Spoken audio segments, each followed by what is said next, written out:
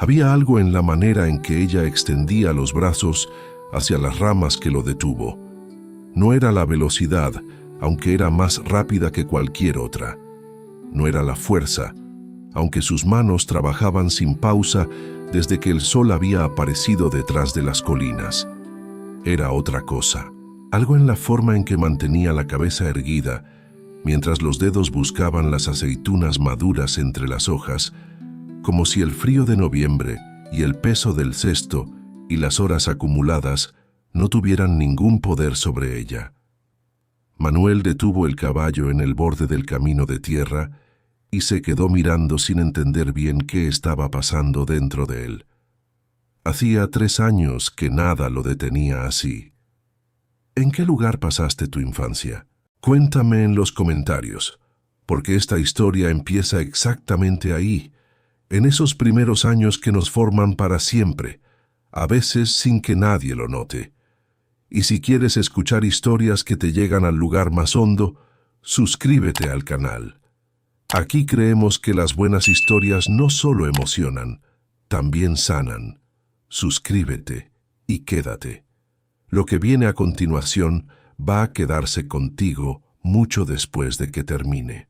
El cortijo La Piedra Clara se extendía por las laderas del valle como si siempre hubiera pertenecido a esa tierra, y probablemente era cierto.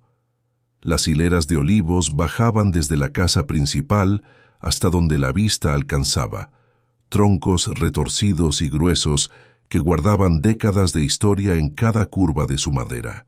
En noviembre, cuando llegaba la cosecha, el aire de la Andalucía rural se llenaba de ese olor denso y verde de la aceituna madura que se mezclaba con la tierra húmeda de las mañanas frías. Era el olor de la temporada, el olor que los trabajadores temporales reconocían desde lejos cuando se acercaban a una propiedad. Amalia había llegado 2 días antes, junto con un grupo de 11 jornaleros que recorrían los cortijos de la región en esa época del año. Tenía 23 años, el cabello oscuro cubierto con un pañuelo de lana, las manos ya enrojecidas por el frío y por el trabajo, y una manera de moverse entre los olivos que dejaba claro que no era la primera vez que hacía esto. Venía de un pueblo a 3 jornadas de camino, donde había pasado los meses anteriores haciendo lo que apareciera, lavando ropa en casas de familia, ayudando en cocinas, cosiendo cuando alguien necesitaba. Antes de ese pueblo había habido otro, y antes de ese, otro más.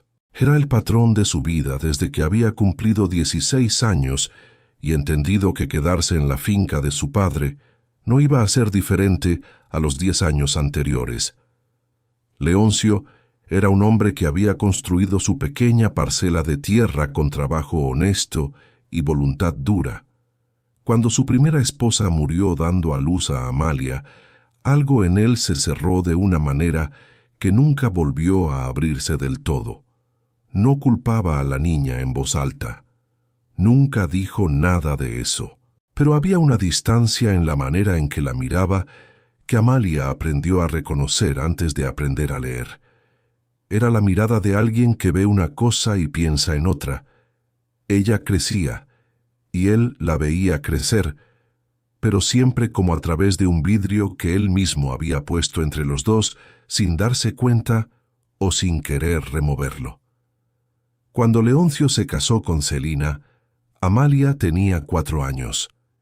Celina no era una mujer cruel. Eso era lo más complicado de explicar, porque la crueldad tiene nombre y se puede enfrentar.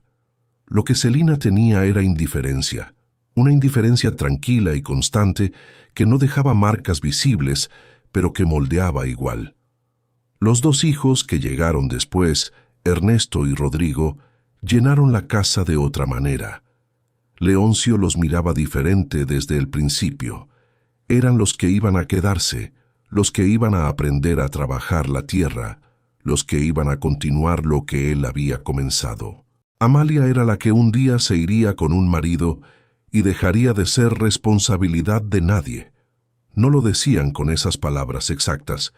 No hacía falta. A los 8 años, Amalia encontró un pañuelo bordado en el baúl del dormitorio de su padre. Era de su madre.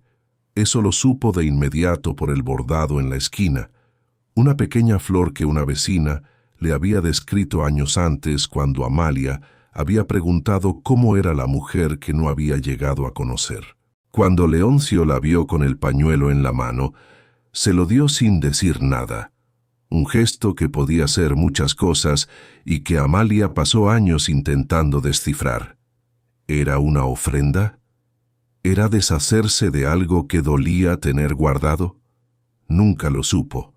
Guardó el pañuelo con el mismo cuidado con que guardaba las preguntas que no tenían respuesta y aprendió que algunas cosas se cargan sin entenderlas del todo.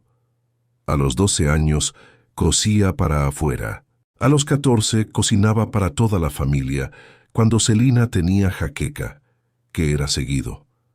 A los 15, su padre empezó a hablar de matrimonio con el tono de quien resuelve un pendiente administrativo. Había un hombre en el pueblo, viudo, con tierras propias, dispuesto a casarse. Leoncio lo presentó como una buena oportunidad. Amalia lo vio 2 veces y entendió que sería una vida exactamente igual a la que ya tenía, solo que en otra casa y con otro nombre sobre la puerta. En una madrugada de febrero, con 16 años y un bulto pequeño con todo lo que tenía, salió sin despertar a nadie.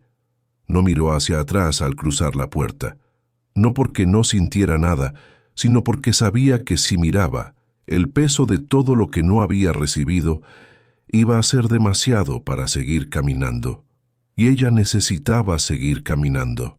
7 años después, en un olival andaluz con el frío de noviembre en los huesos y las manos rojas de trabajo, Amalia recogía aceitunas rama por rama, con la concentración de quien ha aprendido que el único suelo firme disponible es el que produce con las propias manos. No pedía más que eso, no esperaba más que eso. Todavía no sabía que alguien la estaba mirando desde el borde del camino, con el caballo quieto y algo moviéndose por dentro que llevaba 3 años sin moverse. El cortijo La Piedra Clara había pertenecido a la familia de Manuel durante 2 generaciones. Su abuelo lo había comenzado con un pedazo de tierra árida y una voluntad que los que lo conocieron describían como casi irritante de tan constante. Su padre lo había ampliado, plantado más olivos, construido el lagar donde las aceitunas se convertían en aceite, establecido relaciones comerciales con compradores de Sevilla que seguían vigentes hasta hoy. Y Manuel lo había recibido como se reciben las cosas que llevan el peso de mucho esfuerzo ajeno, con gratitud y con la responsabilidad silenciosa de no ser el que lo echa a perder. Tenía 36 años. Administraba la propiedad con una eficiencia que todos en la región reconocían. El aceite del cortijo tenía reputación de calidad.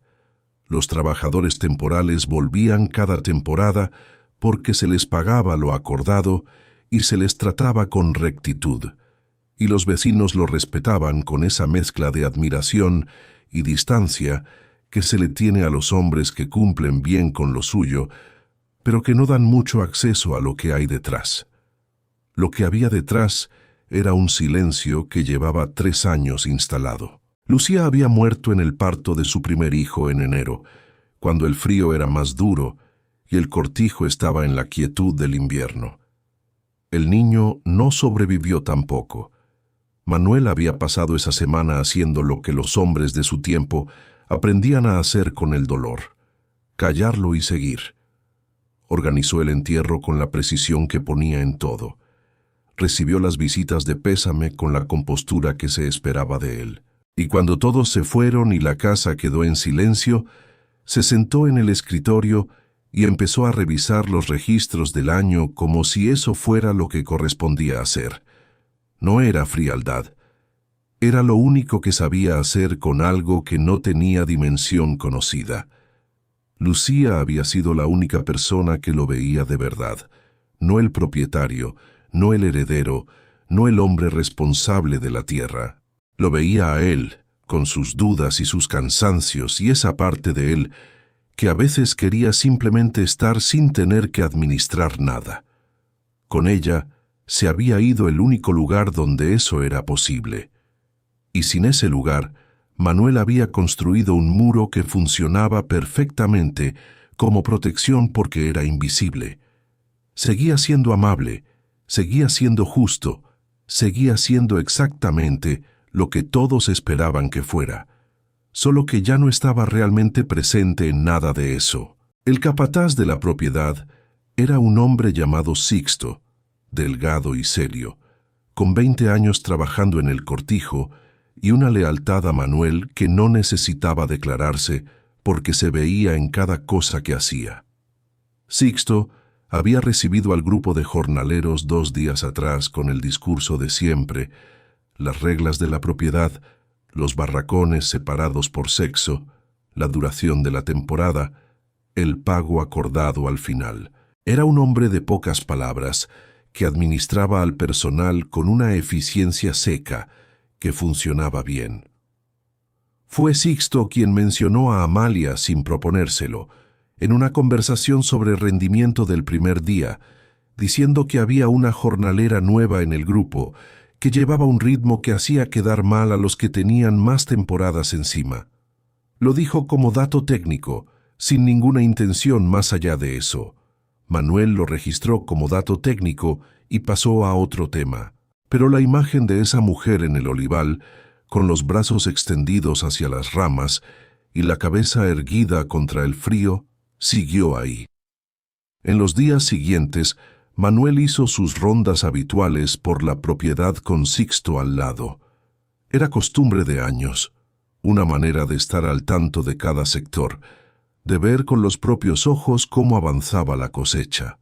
No había ninguna razón particular para que sus recorridos incluyeran con más frecuencia el sector donde trabajaba el grupo de Amalia.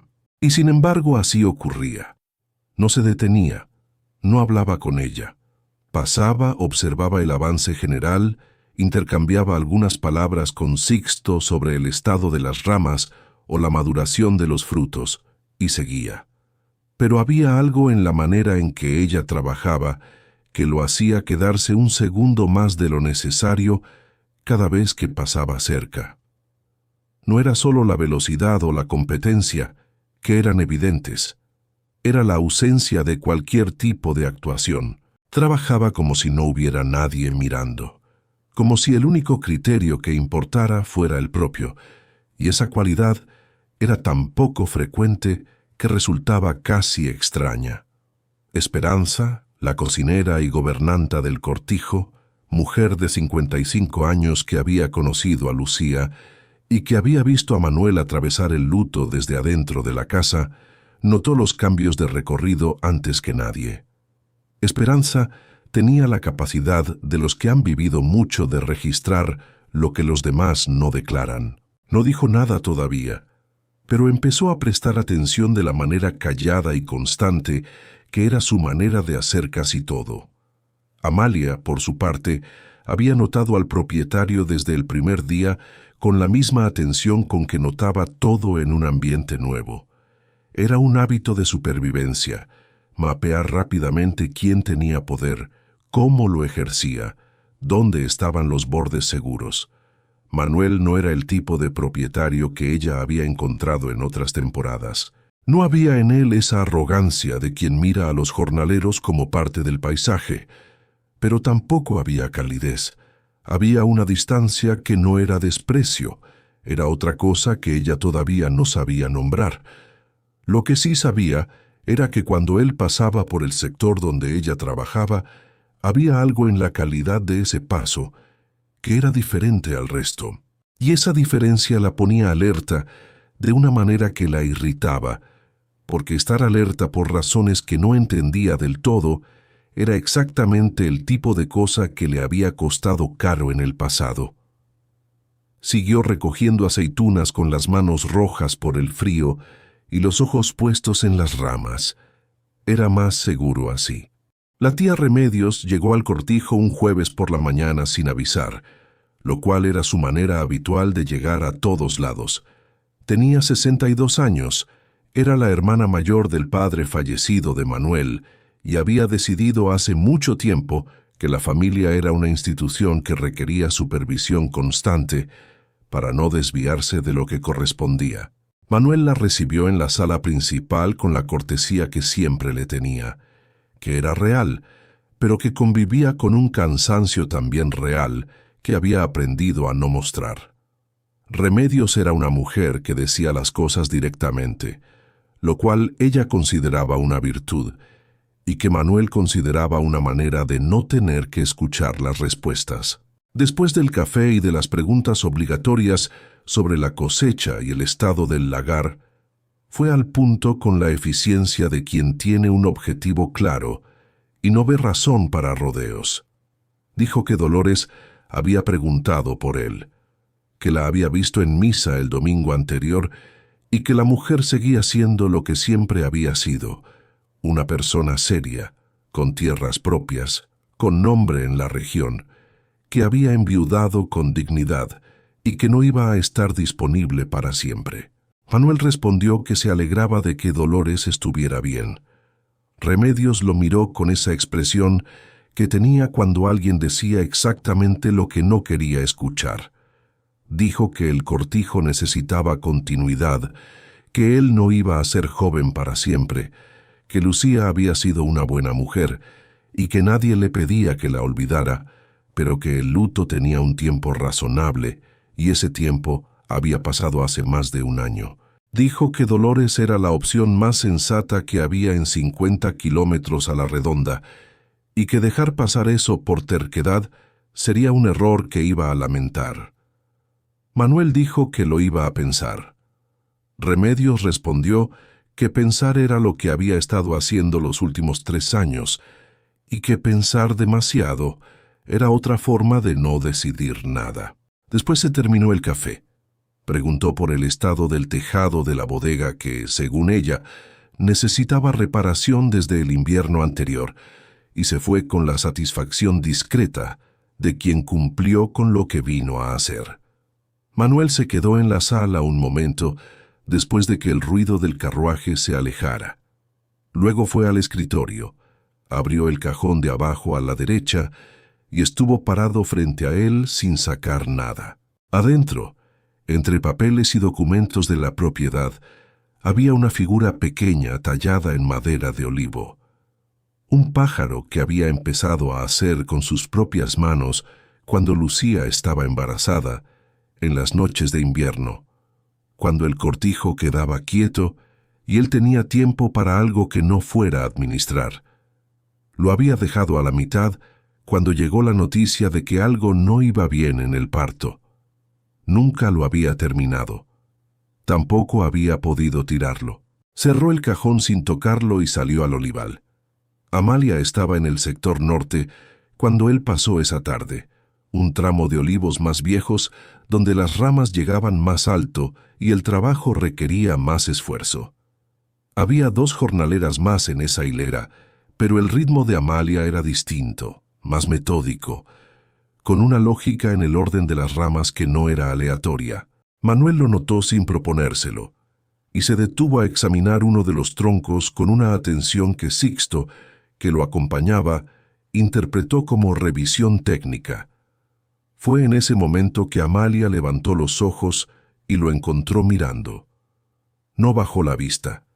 No era desafío, era simplemente que Amalia había dejado de bajar la vista ante nadie hacía años. ¿Por qué bajar la vista? No había cambiado nada en ninguno de los lugares donde había estado, y al menos así mantenía algo que era completamente suyo. Manuel sostuvo la mirada por un segundo antes de continuar con la revisión del tronco. Sixto no dijo nada. Siguieron el recorrido. Esa noche, Amalia sacó el pañuelo bordado de entre sus cosas y lo tuvo en la mano un momento. Era un hábito que no había elegido conscientemente. Aparecía en los momentos en que algo se movía dentro de ella que no sabía bien cómo clasificar. Lo dobló de nuevo y lo guardó. Afuera, el frío de noviembre hacía crujir las maderas del barracón y el viento bajaba desde las colinas con ese olor a tierra mojada que ella había empezado a asociar con ese lugar específico en los últimos días. Era una mala señal cuando los lugares empezaban a tener olor propio en la memoria. Al día siguiente, mientras el grupo almorzaba a la sombra de un olivo centenario, Esperanza apareció con una olla de potaje caliente que dijo que había sobrado de la casa principal. Lo repartió sin hacer ceremonia de ello, como quien hace una cosa práctica y no un gesto.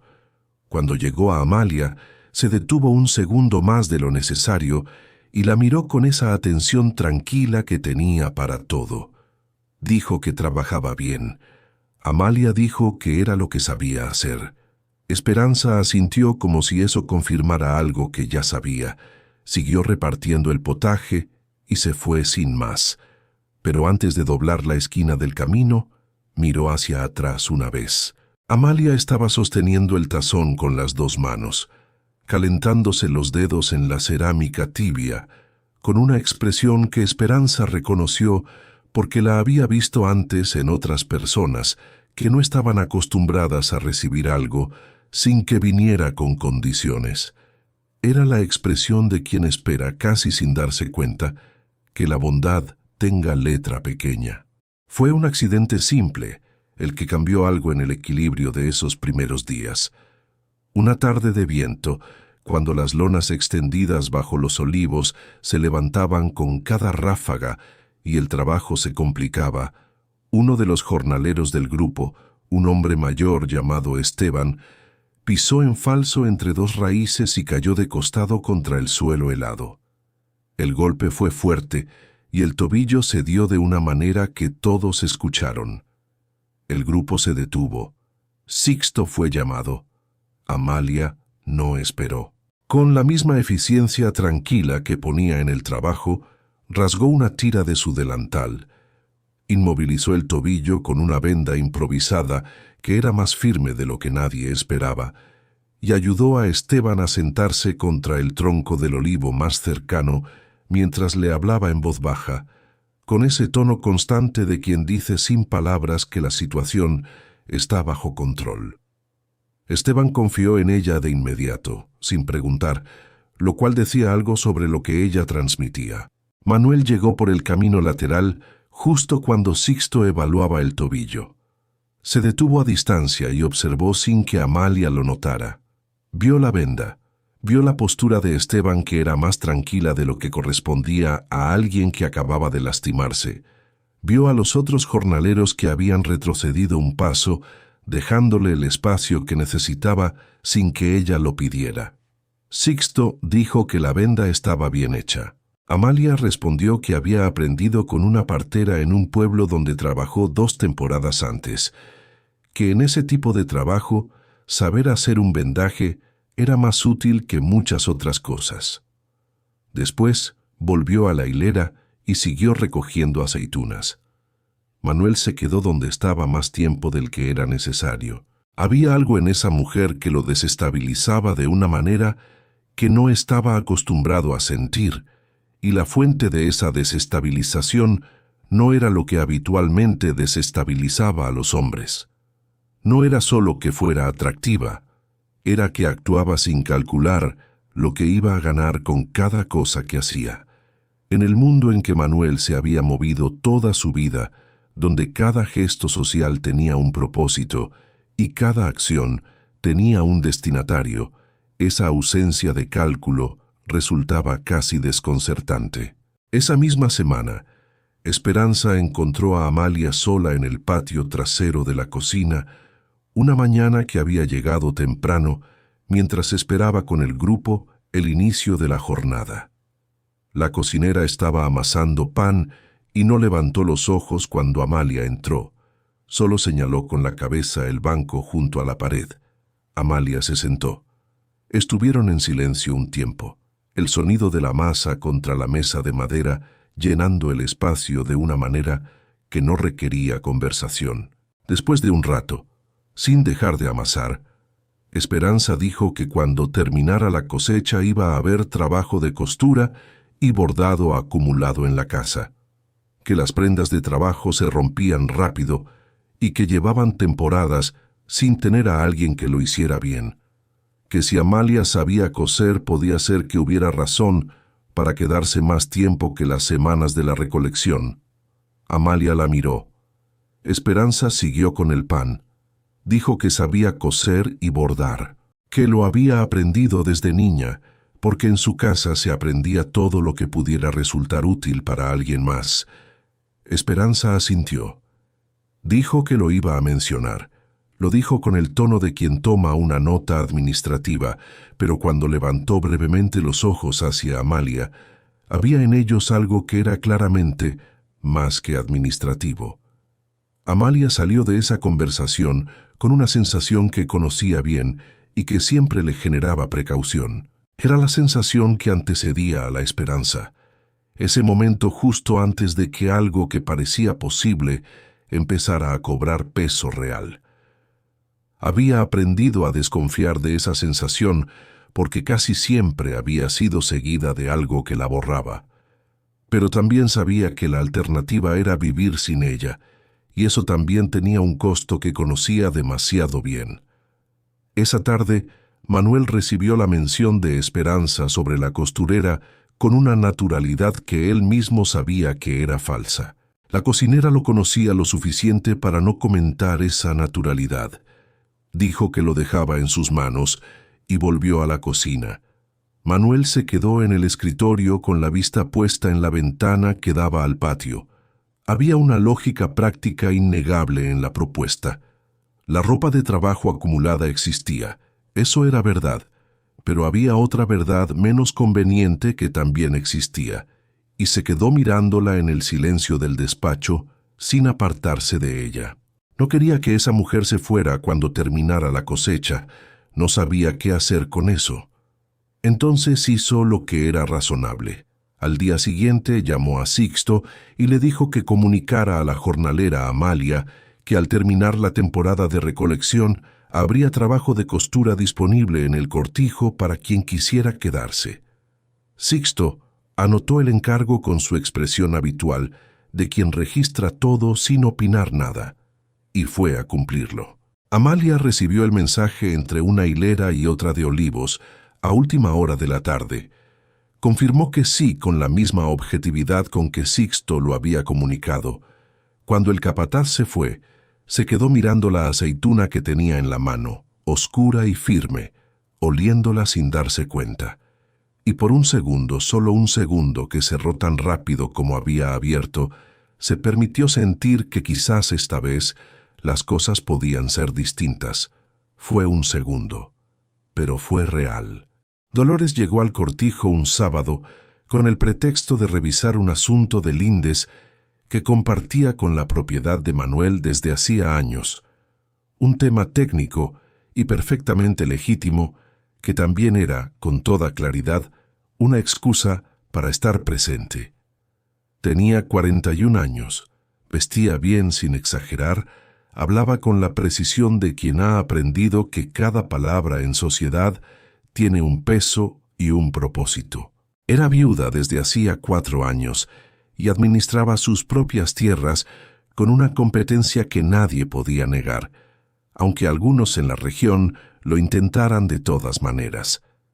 Manuel la recibió en el despacho.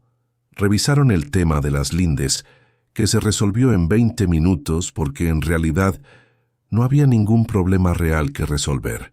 Luego Dolores aceptó el café que Esperanza trajo y la conversación derivó hacia la temporada, hacia los precios del aceite en Sevilla, hacia los rumores de que algunas propiedades al norte estaban teniendo problemas con la helada tardía.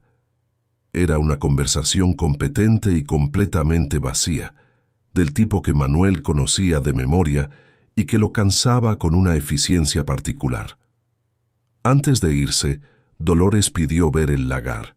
Era la primera vez que lo pedía, y había en la petición una naturalidad calculada que no engañaba a nadie que supiera leer esas cosas.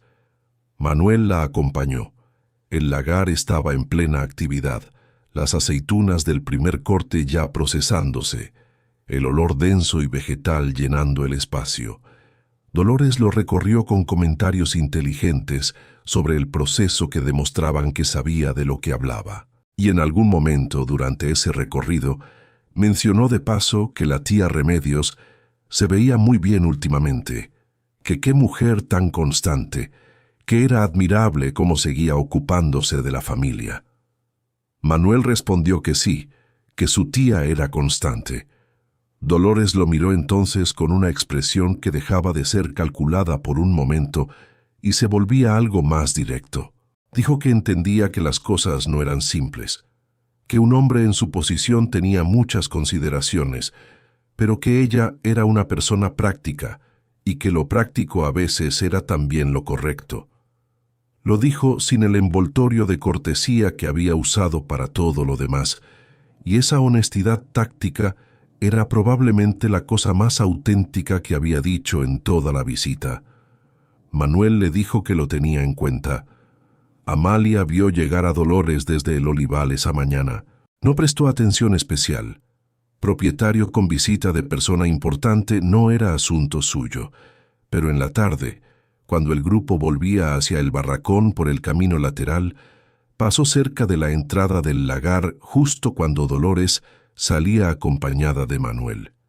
Vio el cuadro completo en un segundo, la manera en que ella caminaba junto a él, la calidad de la conversación que no podía escuchar, pero que podía leer en la postura de ambos. Reconoció algo en esa escena que había visto antes en otros formatos. Lo reconoció y siguió caminando. No era asunto suyo. Lo que sí notó esa tarde, sin querer notarlo, fue que Manuel no había pasado por el sector norte en todo el día, y que esa ausencia había tenido una presencia propia, lo cual era exactamente el tipo de cosa que no debería importarle. Siguió hacia el barracón, sacó el pañuelo de sus cosas y lo tuvo en la mano un momento más largo que de costumbre. Luego lo guardó y apagó la vela antes de que las otras jornaleras llegaran, porque no quería que nadie le viera la cara en ese momento. No habría sabido explicar por qué, y eso también era señal de algo. El encuentro que cambió la dirección de todo fue uno de los más simples que habían tenido. Era un martes de cielo blanco y frío seco, el tipo de día en que el olival tenía una quietud particular, porque el viento había parado y el único sonido era el de las aceitunas cayendo sobre las lonas. Amalia estaba terminando una hilera cuando descubrió que el cesto de esparto que usaba para el acarreo tenía un desgarro en el fondo por donde habían escapado aceitunas durante la última hora. Se detuvo, miró el cesto, miró el rastro oscuro de frutos sobre la tierra, y por un momento se quedó absolutamente quieta, con una expresión que no estaba calculada para nadie, porque creía que no había nadie mirando. No era el cesto. Era la sensación de que por más cuidado que pusiera en cada cosa, siempre había algo que se escapaba por algún lado que no había visto. Era una sensación vieja. La conocía demasiado bien. Manuel apareció por el camino lateral en ese momento exacto, volviendo de un sector más alto. Vio el cesto en el suelo, vio el rastro de aceitunas, vio la expresión de Amalia que duró apenas un segundo antes de ser reemplazada por la compostura habitual. Desmontó, recogió el cesto, examinó el desgarro y dijo que le haría llegar uno nuevo esa misma tarde, que los materiales eran responsabilidad del cortijo y que lo perdido no se iba a descontar de su pago. Amalia lo miró con esa atención directa que tenía para todo y esperó. Esperó la segunda parte de la frase, la condición, el pero que en su experiencia siempre llegaba después de la generosidad. No llegó. Manuel sostuvo el cesto un momento y luego lo apoyó contra el tronco del olivo más cercano. Ella dijo gracias con una economía de palabras que él ya había aprendido a reconocer como el equivalente de mucho más. Manuel asintió y volvió al caballo. Pero antes de montar se detuvo un segundo con la mano en las riendas, como si fuera a decir algo más. No lo dijo. Montó y siguió por el camino. Amalia lo vio alejarse y se quedó parada un momento en el silencio del olival. Con el olor a tierra fría y a aceituna madura alrededor, había una incomodidad específica en recibir bondad sin trampa. Era el tipo de incomodidad que viene de darse cuenta de que has pasado tanto tiempo esperando el golpe, que ya no sabes estar cuando el golpe no viene. Esa tarde, mientras Esperanza le llevaba el cesto nuevo, la cocinera se quedó un momento en la puerta del barracón y dijo sin introducción que Manuel no era hombre de hacer cosas sin pensar, que cuando decidía algo era porque lo había considerado bien. Dijo solo eso, sin contexto adicional, y se fue. Amalia estuvo un rato mirando el cesto nuevo, con el trenzado firme y el fondo entero. Luego lo colgó en el gancho de la pared y fue a cenar con las otras jornaleras sin decir nada sobre ninguna de las dos cosas que tenía en la cabeza. 2 días después, Dolores volvió al cortijo, esta vez sin pretexto de lindes. Vino directamente a hablar con Sixto, que le dijo que el propietario estaba en el lagar. Mientras esperaba, Dolores recorrió el patio con esa naturalidad de quien conoce el lugar y tiene derecho a estar en él, y encontró a Amalia en el patio trasero, clasificando aceitunas dañadas que habían separado durante la jornada. Se detuvo. La miró de la manera en que se mira a algo que se está evaluando y ya se ha llegado a una conclusión. Dijo que había sabido que Manuel estaba considerando mantenerla en el cortijo después de la cosecha. Lo dijo con un tono que era cordial en la superficie y que por debajo tenía la temperatura del hielo. Dijo que probablemente era una malinterpretación de su parte, que Manuel era un hombre generoso y que a veces la generosidad podía crear expectativas que no correspondían a la realidad. Dijo que para bien de todos, Amalia incluida, era mejor tener claridad sobre cuál era el lugar de cada quien.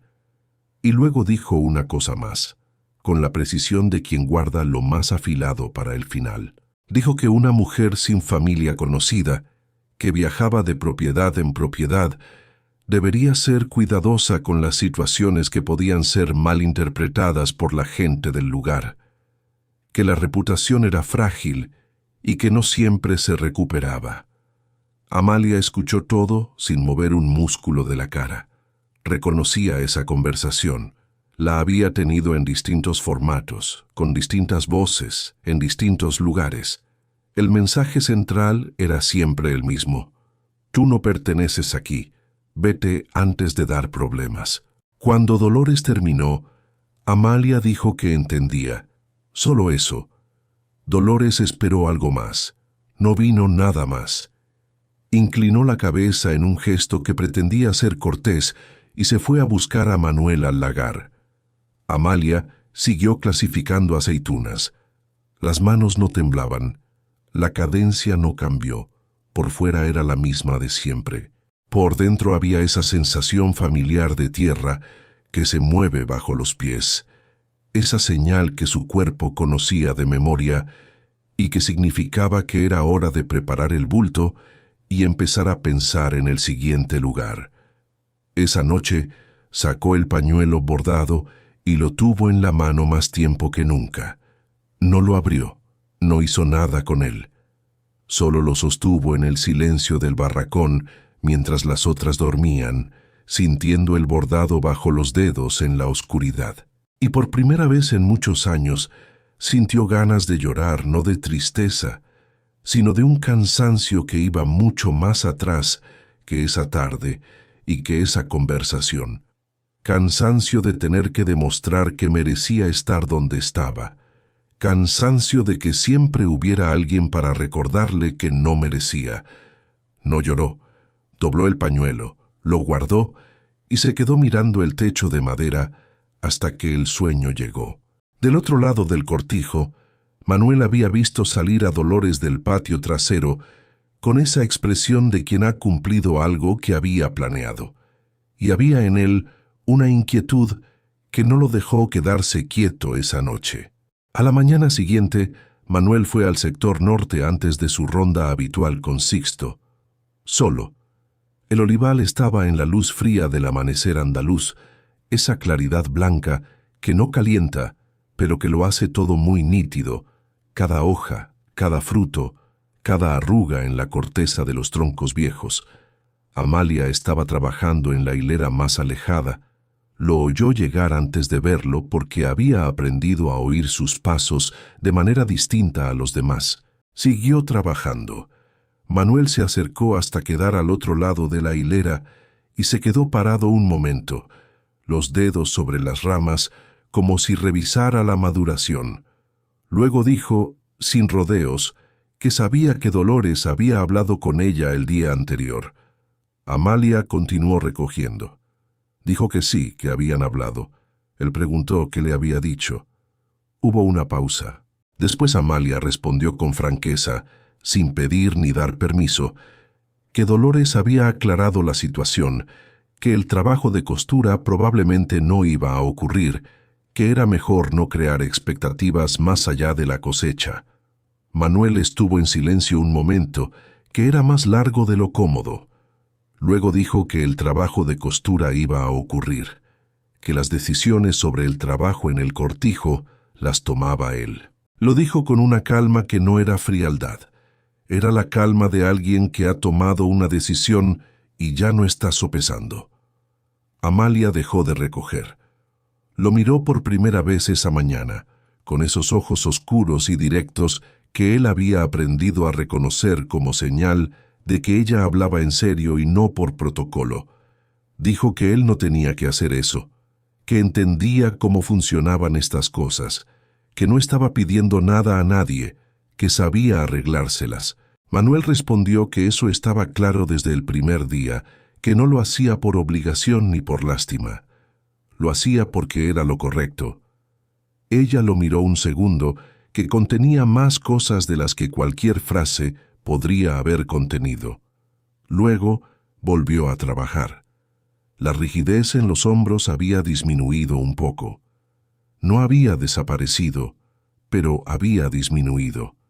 Y Manuel entendió esa diferencia sin necesitar que se la explicaran.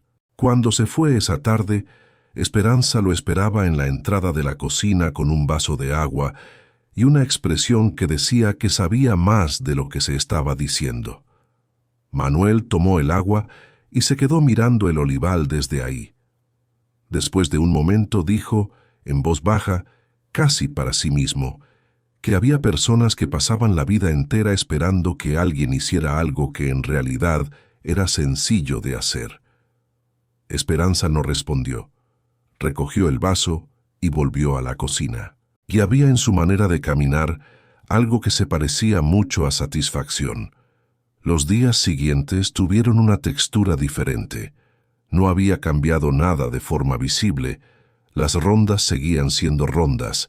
El trabajo seguía siendo trabajo, pero había algo en el aire del cortijo que Esperanza notaba y que los jornaleros más observadores quizás también notaban sin saber nombrarlo. Manuel pasaba por el sector norte con más regularidad.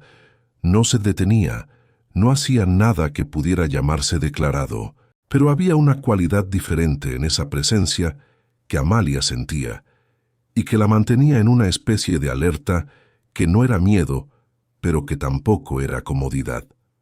Una tarde de lluvia repentina, el grupo corrió hacia el cobertizo del medio del olival, un techo de madera vieja que protegía los cestos durante los descansos.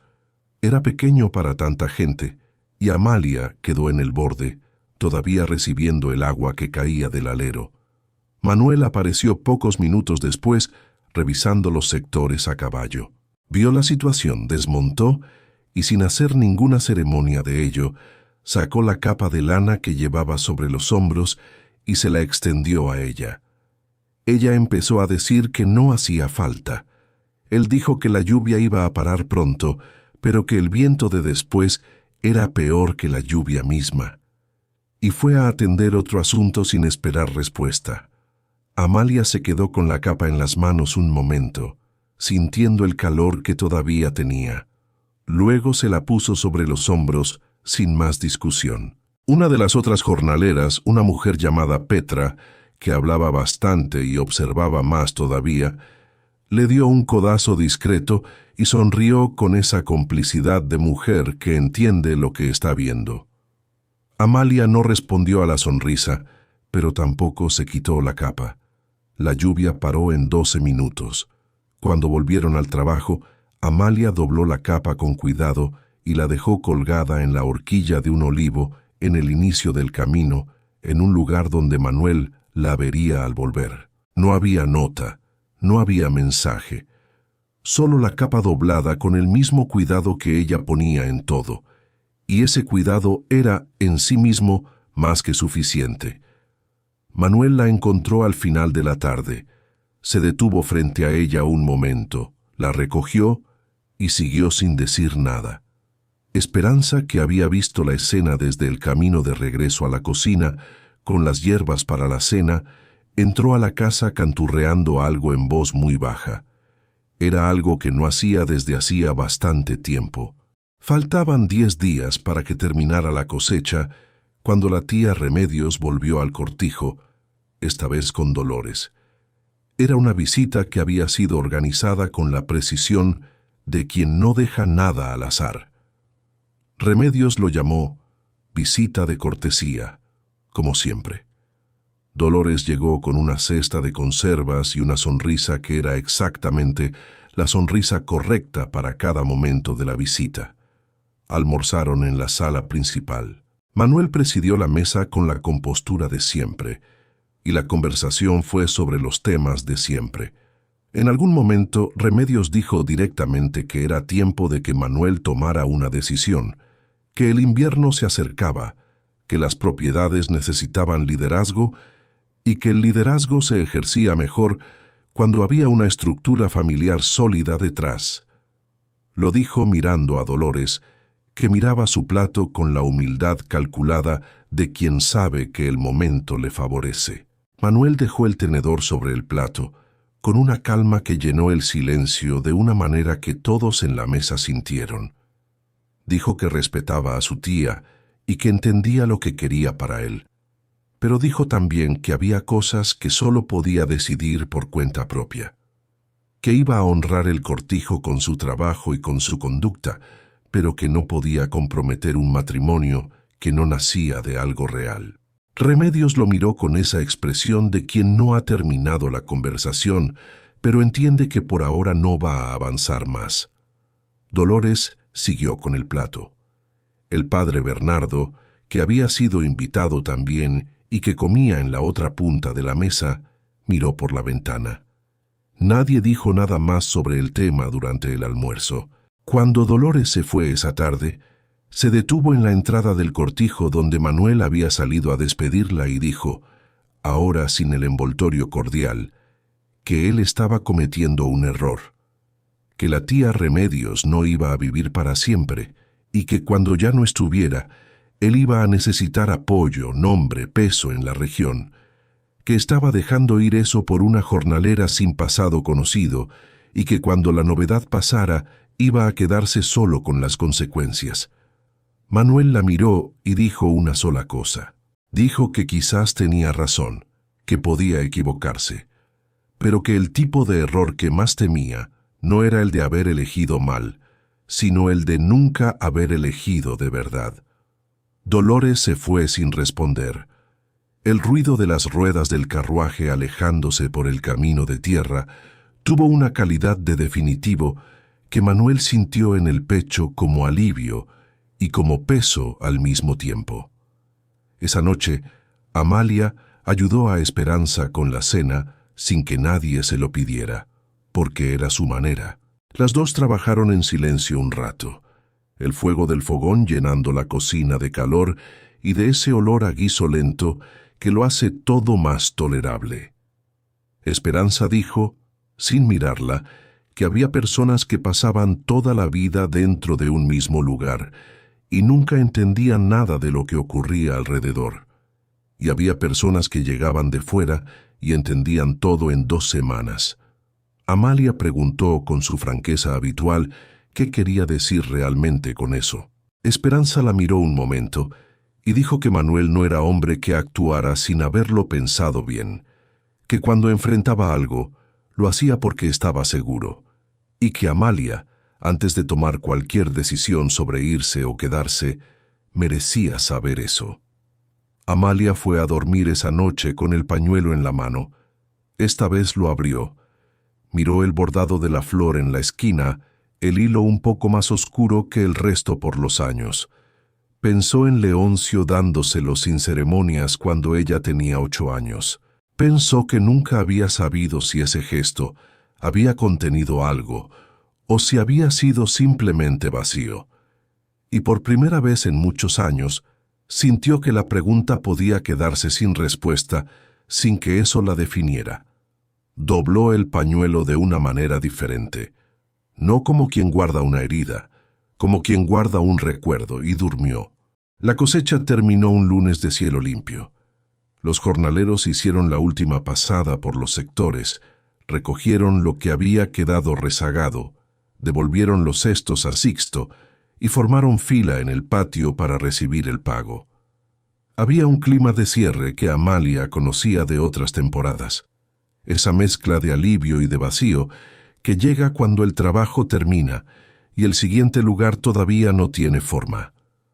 Recibió su pago, lo revisó en silencio, lo guardó. El grupo iba a salir esa tarde. Algunos tenían otro cortijo ya acordado para la siguiente semana. Otros volvían a sus pueblos. Petra le preguntó a Amalia hacia dónde iba. Amalia dijo que todavía no lo había decidido. Petra la miró con esa manera suya de ver más de lo que se le dice y sonrió. Dijo que ya. Y no preguntó más. Amalia estaba organizando sus cosas en el barracón cuando Esperanza apareció en la puerta con pan y queso y ese aire de quien no viene solo a traer comida. Le dijo que el cuarto del fondo, el que daba al patio de la cocina, estaba limpio y disponible, que había material de costura y bordado acumulado suficiente para meses de trabajo, que Manuel le había dicho que comunicara que la oferta seguía en pie, si ella quería. Amalia se quedó con el bulto en la mano. Lo miró un momento. Ese paquete de tela desgastada que la había acompañado desde que salió de la finca de su padre a los 16 años. Luego miró a Esperanza, que esperaba sin prisa, sin presión, con esa paciencia de quien sabe que ciertas decisiones necesitan su propio silencio para tomarse. Dijo que se quedaba. Esperanza asintió como si fuera la cosa más natural del mundo, y se fue con el plato vacío porque Amalia había comido todo sin darse cuenta. El grupo partió esa tarde. Amalia estuvo en el patio viendo cómo tomaban el camino. Petra se dio vuelta antes de doblar la curva y le hizo un gesto con la mano, que era a la vez despedida y complicidad. Después el camino quedó vacío, y el polvo se asentó, y el cortijo tuvo ese silencio particular del final de temporada, que no es silencio de abandono sino de pausa. Amalia se quedó parada en ese silencio un momento. Era diferente a todos los silencios de los cierres anteriores. No era el silencio de quien se quedó atrás. Era el silencio de quien se quedó a propósito. Manuel supo que ella había decidido quedarse a través de Sixto, que lo mencionó entre otras cuestiones del final de temporada con su neutralidad habitual. Manuel dijo que bien y siguió con los papeles que tenía delante. Cuando Sixto salió, se quedó parado con la pluma en la mano mirando la ventana que daba al patio vacío. Y había en él una cosa que reconoció como algo que no había sentido desde hacía 3 años. No era alegría ruidosa, era algo más quieto. Era la sensación de que algo que necesitaba ocurrir había ocurrido. Abrió el cajón de abajo a la derecha del escritorio. Sacó el pájaro de madera inacabado. Lo sostuvo un momento en la palma de la mano, sintiendo el peso pequeño de la madera de olivo y el borde sin terminar del ala. Luego lo puso sobre el escritorio a la vista, por primera vez desde que lo había guardado 3 años atrás. No lo terminó esa noche, pero lo dejó ahí. Los primeros días de Amalia en la casa del cortijo fueron de adaptación cuidadosa. Se instaló en el cuarto del fondo con la misma economía de presencia que había desarrollado durante años en casas ajenas, sabiendo instintivamente cuánto espacio era aceptable ocupar. Pero la piedra clara no funcionaba como los lugares donde había aprendido esas reglas. Esperanza la incorporó a la cocina desde el primer día, como si siempre hubiera estado ahí, poniéndola a picar, a revolver, a probar, con esa naturalidad de quien trabaja con alguien de igual a igual. Y Manuel, cuando se cruzaban por las mañanas en el corredor o en la entrada al patio, la saludaba con esa tranquilidad directa que ella había aprendido a reconocer como su manera de decir que pertenecía ahí. El trabajo de costura era abundante. Ropa de labor con desgarros, camisas sin botones, mantas con quemaduras de chispa. Amalia organizó todo con metodología, separó por tipo y urgencia, pidió a Sixto los materiales que le hacían falta de la tienda del pueblo. Había en esa organización un placer específico, el de tener un trabajo que era suyo, que producía resultado visible, que nadie podía quitarle mientras lo hiciera bien.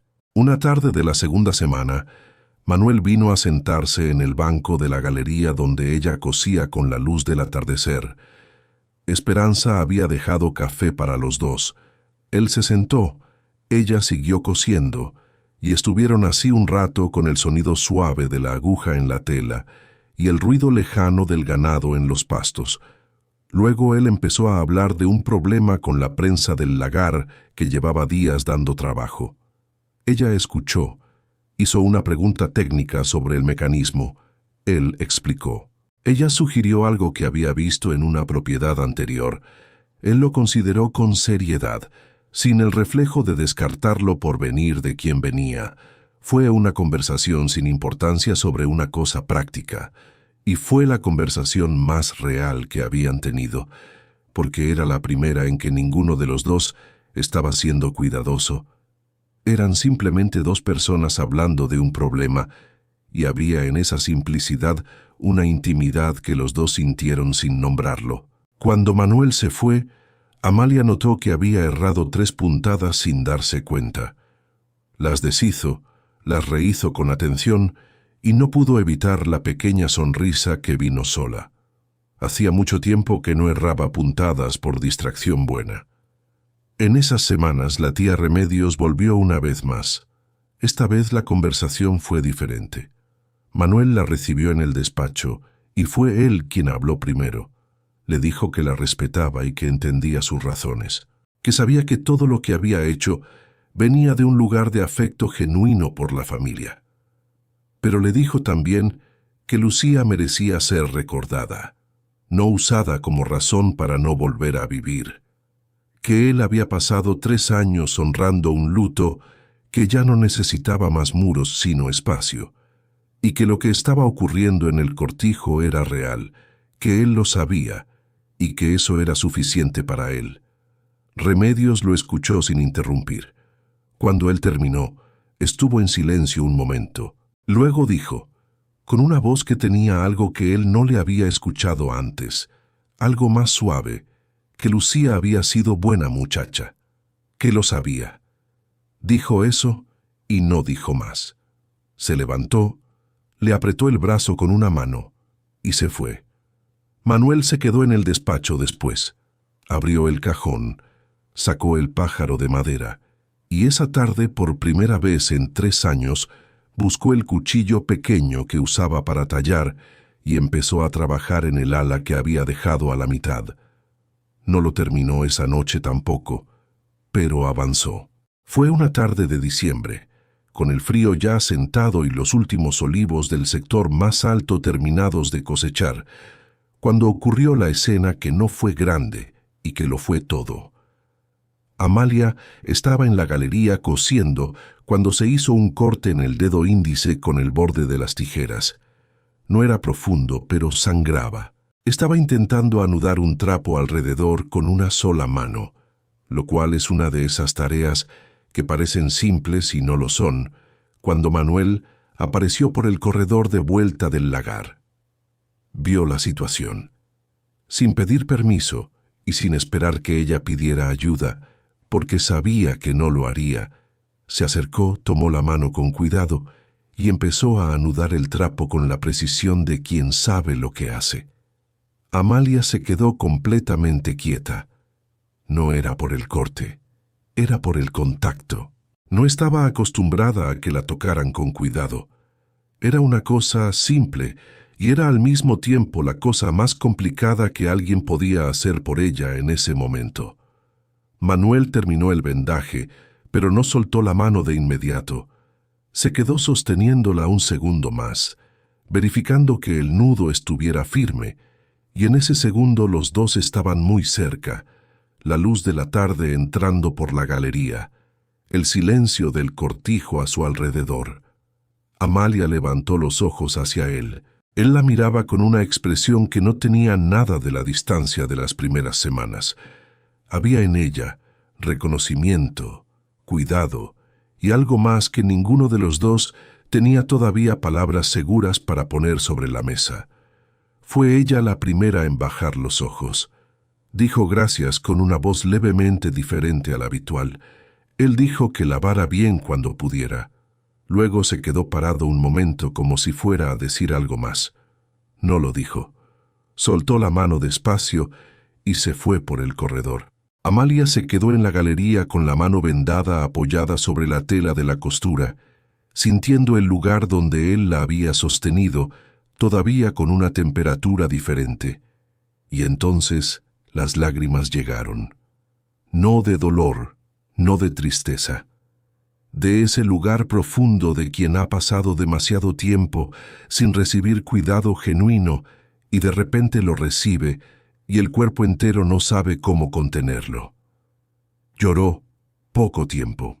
Se secó con el dorso de la mano sin vendaje, respiró, miró el valle que se veía desde la galería oscureciéndose con el crepúsculo.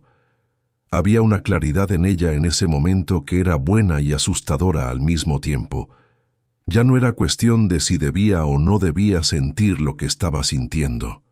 Lo estaba sintiendo.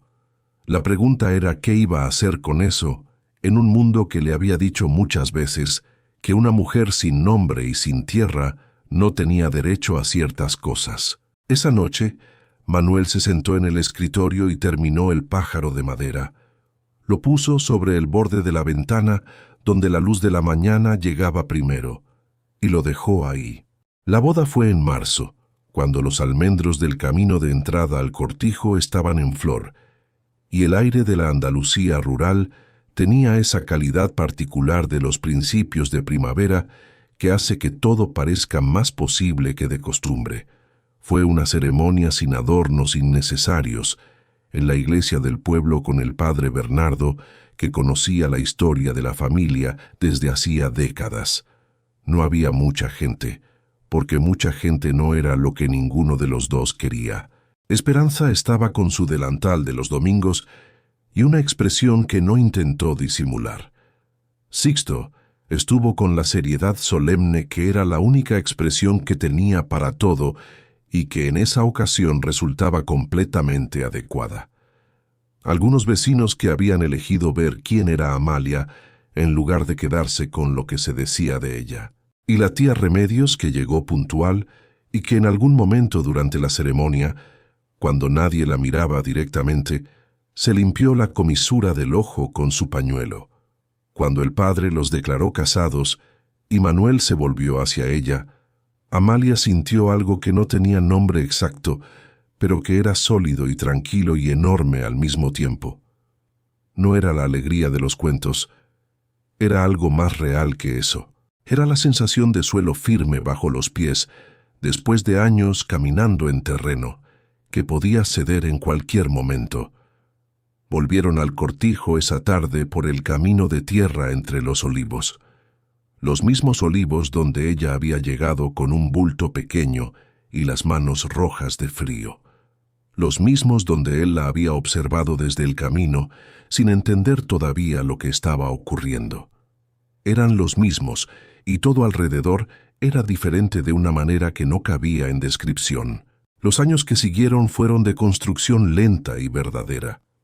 Manuel y Amalia se conocieron de la manera en que las personas se conocen de verdad, no en los momentos grandes, sino en las conversaciones de la galería después de cenar, en el trabajo compartido cuando había algo que resolver, en los silencios que fueron volviéndose cómodos como ropa usada. El pueblo habló, como los pueblos hablan. Hubo quienes arrugaron la nariz ante la mujer sin familia que había quedado en el cortijo del viudo. Hubo comentarios distribuidos con la generosidad que los lugares pequeños tienen para ese tipo de cosas. Manuel respondió con trabajo honesto y conducta recta, y la presencia constante de una vida que hablaba por sí misma. Y Amalia, que había pasado la vida entera esperando la siguiente puerta que se cerraba, fue aprendiendo despacio que había una diferencia real entre los lugares donde eres tolerada y los lugares donde perteneces. Lo aprendió en la cocina de Esperanza, en la confianza que Sixto fue depositando en su criterio sobre asuntos de la casa, en los saludos de los trabajadores que se fueron volviendo más cálidos con el tiempo, en la manera en que el cortijo fue empezando a sentirse como algo que era también suyo, no por título legal, sino por el cuidado puesto en cada cosa. Muchos años después, cuando el cabello de Amalia tenía hilos blancos que no escondía, porque nunca aprendió a fingir lo que no era, estaba en la galería cosiendo con esa luz buena del atardecer. Los olivos estaban en el verde oscuro de la entresafra. El río que bordeaba la propiedad brillaba lejos con un reflejo plateado. Manuel llegó del campo a caballo, como llegaba siempre, y ella lo oyó antes de verlo, como siempre ocurría. Subió a la galería, se sentó a su lado con el café que Esperanza había dejado y se quedó mirando el valle un tiempo. Luego dijo, sin introducción, que había un grupo nuevo de jornaleros llegando la semana siguiente para la próxima temporada de aceituna. Ella dijo que lo sabía, que Sixto había mencionado. Manuel se quedó mirándola un momento, con esa expresión que ella conocía de memoria, que cargaba una gratitud que él no sabía poner en palabras porque nunca había aprendido, pero que ella llevaba años leyendo con claridad.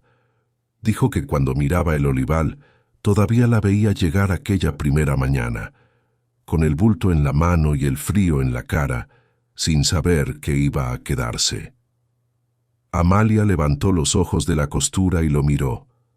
Dijo que ella también lo veía, que a veces pasaba por el sector norte, el de los olivos más viejos, y sentía el olor de la aceituna madura y recordaba las manos entumecidas del amanecer y los pies cansados al final de la jornada, y que recordar eso ya no dolía.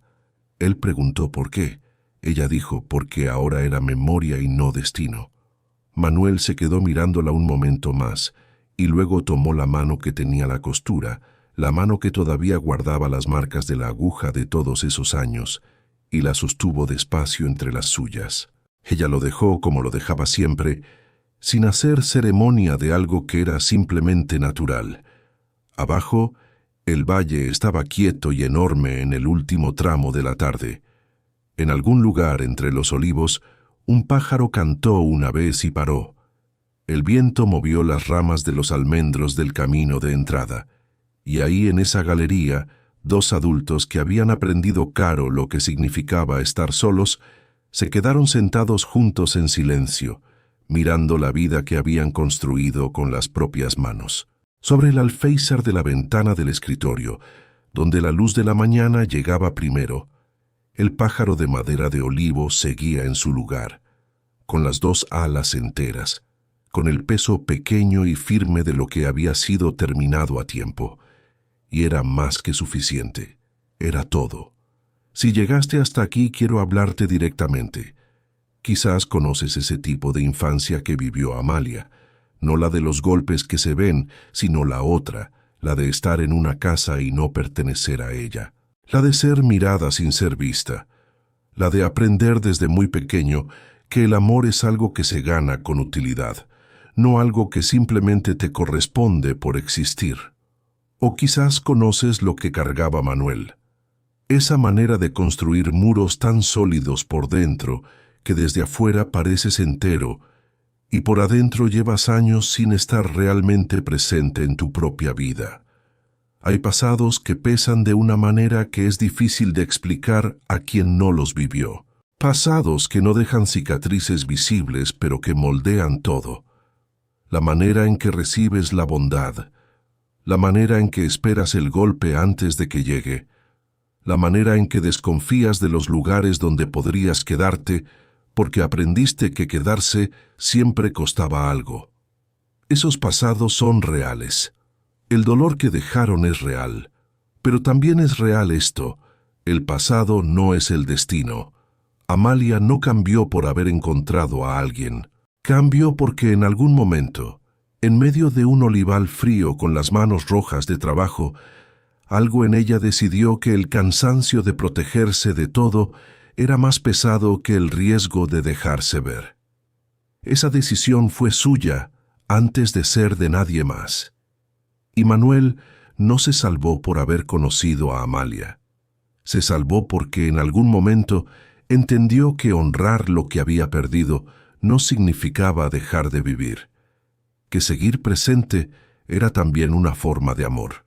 A veces la vida pone en el mismo camino a dos personas que cargan heridas distintas y que, sin buscarlo, se convierten mutuamente en el primer lugar seguro que han tenido. No porque sean perfectos, sino porque eligen todos los días hacer lo que es honesto, aunque cueste.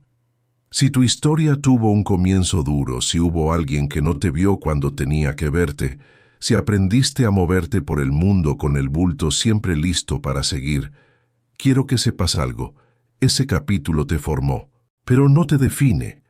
Hay historias que empiezan en la ausencia y terminan en la pertenencia. Hay personas que nacieron en casas donde no cabían del todo y que un día, sin que nadie les avisara, encontraron el lugar donde su presencia era exactamente lo que faltaba. No porque el mundo de repente se volvió justo, sino porque algo en ellas decidió que merecían intentarlo una vez más. Tú también puedes reescribir lo que viene, no borrando lo que fue, porque lo que fue te trajo hasta aquí, sino eligiendo desde hoy qué clase de historia quieres que cuenten de ti los años que faltan. Aquí en este canal contamos historias que nacen del corazón de nuestra gente, historias de lucha, de dignidad, de amor que se construye despacio y que dura, porque todo el mundo merece ser visto de verdad, y todo el mundo merece, al menos una vez en la vida, un lugar donde quedarse sin tener que demostrar nada primero.